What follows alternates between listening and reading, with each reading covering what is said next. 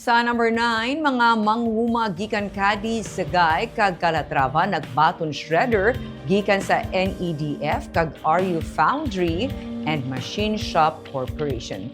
Gintipon sang Negros sa Economic Development Foundation Incorporated o kun NEDF ang mga manghuma nga naga-practice sang organic farming gikan sa Cadiz, Sagay kag Calatrava sa pagtakop sa programa nga Sustaining Watershed Health through Sustainable Livelihood and Agroforestry.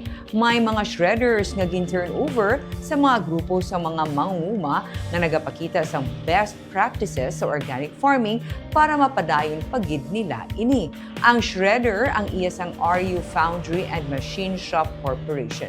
Ginupdan pagid ini sang abono kag seedlings kag puno sang kakao. Sa iya pagsugilanon sa mga manghuma sang advocate sang organic farming kag founder sang RU Foundry nga si Ramon Uy Sr., iya gindedikar sa mga anay gobernador nga Sanday Joseph kag Alfredo Marañon ang amo nga pagtipon kay sila nagsugod sa organic farming sa Negros. Matapos ang programa, may pila ka mga manghuma nga nag-ayo sa kay-uy nga maka-avail sang palulos sa mga manghuma o kun ang paghulam sang kantidad para gamiton sa ilang panguma kabaylo sang produkto bilang bayad.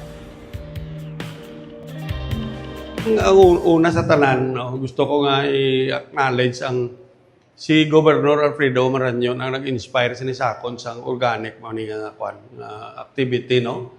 So ginahimo namon ni siya ang amon activity subong in his honor ni Governor Marañon Alfredo kag ang aton nga father sang organic dito sa Negros Occidental kag Oriental si Governor Joseph Marañon. Sila ang mag-utod nga duwa. Sila gina din nag-spearhead sa aton nga organic nga activity dito sa Negros. No? So, dapat i-honor natin siya. Pamagi sa amon nga mga programa in honor of